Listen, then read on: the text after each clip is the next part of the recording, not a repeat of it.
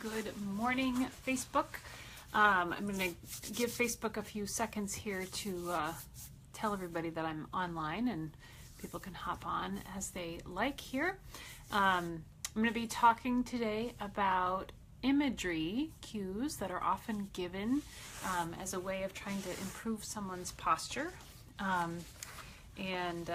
Yeah, feel free to share this with colleagues, share it in a group that you're in, share it if you have a studio page. Help get the word out there, because I've got a workshop coming up that's really important for voice teachers and singers to know the stuff about the body, because there's a lot of information out there that is confusing, and frankly a lot of it is wrong. There's a ton of stuff that is out in pedagogy books that is just, it's not helpful. And we need stuff that's helpful. We need stuff that's going to make our bodies feel better, and we need stuff that's going to make the voice work better. And that's what this is about. So I asked people to share what images they've either been told or have used themselves with singers. And it was fascinating to get people's responses. It really, really was, because aligned is aligned is aligned. There aren't variations on alignment. Neutral is neutral. And so here's an example. When the pelvis is properly positioned, when we're standing, it's aligned. It is in a neutral position, and often it's neutral to points or planar on the pelvis, and it's neutral to the leg. It might be neutral to the rib cage. The rib cage will be neutral to the pelvis. But how that neutral place feels in your body is going to be different for every person, depending on where you began before you found neutral. So if you feel like for you, you find neutral and you actually know what neutral is. So that's another issue that we'll talk about in a second. Let's assume you found neutral. How it feels in your body might cause you to come up with an image that you're going to use with someone, or a cue that you're going to use because it's what worked for you.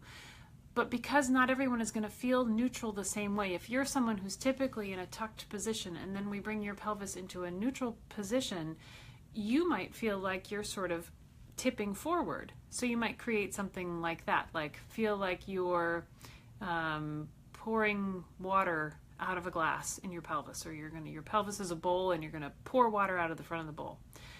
But if you're working with someone who's already in that anterior tilt position, and in fact what they need to do is come back to get to neutral, and they're coming back into a tucked position, that doesn't help them. They're going to further anterior tilt and then end up with a lot of back pain and be like, wow, that really hurts. So the other step that I talked about is, how do you know that you're neutral? What are you looking at to assess the body to determine that the pelvis is neutral? When you've identified that someone is off, what are you doing to fix it?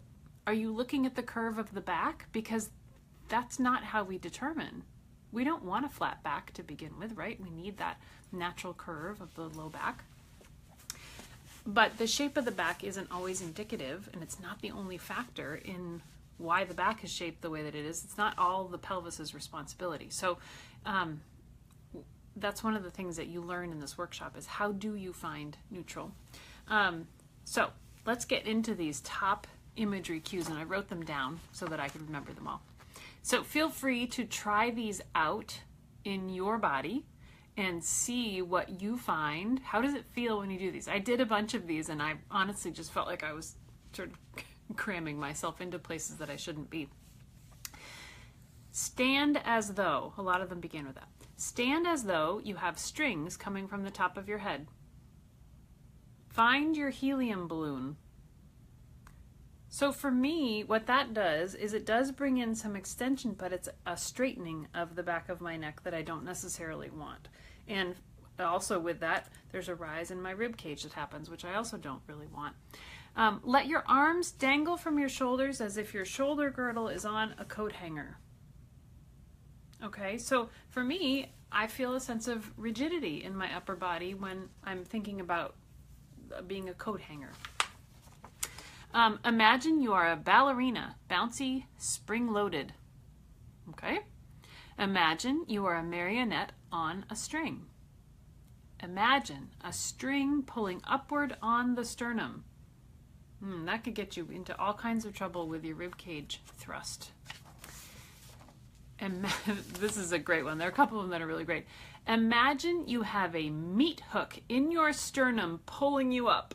Whoa, images that introduce the idea of pain to me make my body just grab even more. And there are a couple of them that are coming.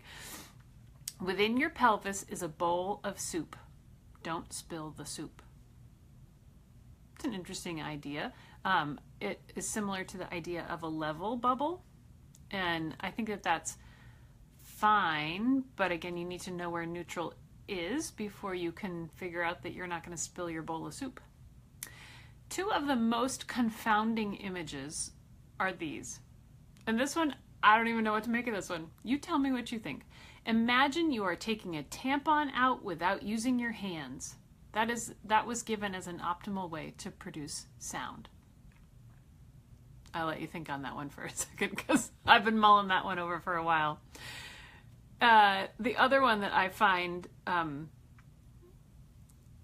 I'll just read it to you.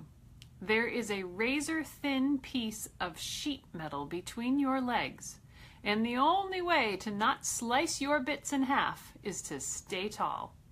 Well, you're darn tootin' that I'm going to stay tall because I don't want my lady bits sliced in half. But I also, again, grabbing, tension, that's what that creates in me. So it might work for someone. It might appear on the outside to produce the result that you're looking for, but what's going on inside? That's what we can't see. That's what we cannot see when we are using an image. And that's where we have to rely on external elements more so.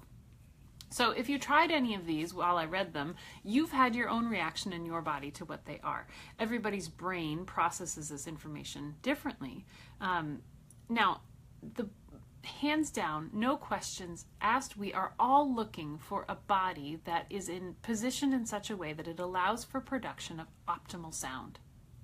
I do not doubt that there is a single voice teacher out there who isn't looking for that. Conductor, coach, whoever you're working with, we're all going for that. But when you're relying on imagery to get you there, you are making so much more work for yourself because you're going to have to try and come up with different images for every singer. And you're potentially really confusing the singers that you're working with because they don't have your body. They don't have your brain. They don't have your experience. So they aren't necessarily knowing what you're looking for. I really get the challenge that's presented in talking about the body with a singer, especially if you're working with young singers. There was a post yesterday about in one of the groups that I'm in about a woman who's working with a 17-year-old boy who is just uncoordinated. There's so much change that happens in puberty that it's like your body is like a foreign object to you. And I've seen that in many incoming freshmen, especially males, in my years of teaching. And the solution for me is always get them moving, get them feeling their body, get them knowing what they're doing.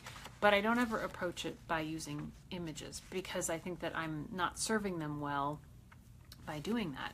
I might ask them if after I've given them accurate anatomical information, I might ask them what it feels like. Could they come up with an image for themselves so that they could, if they can't remember all the technical parts, maybe they could refine it by using an image. So I think there are times and places, but if you're relying on imagery or if you're having it offered up to you, it's a problem. So I'd love to hear your thoughts on images. If I missed one that you either use and like, tell me why. Tell me what you like about it. What has it done? What do you know that it's doing? Or if you've had some of the more sort of out there confounding ones, I'd love to hear those too. Tomorrow I'm going to talk about the actual physical cues that are given. Things like tuck the pelvis, or one that came up a lot in what people shared was bend the knees. And they like bent knees because they think it helps the pelvis. So I'll get into all that tomorrow, otherwise I'm just going to keep talking at you here. My workshop that is going to give you the how to align the body is happening May 11th at noon. It's online via Zoom. You can be anywhere in the world and participate. And you can register on my website, and I'll put the link in the comments below if you want to sign up. Early bird runs through May 1st. It's only $39 to do it. It'll be under 2 hours depending on how many people participate. I'm going to pick some people who are in the workshop to work directly with me on talking about what's going on in alignment in your body. I would love to have you all there. So hit me with questions. Let me know what resonated with you, what didn't resonate with you here.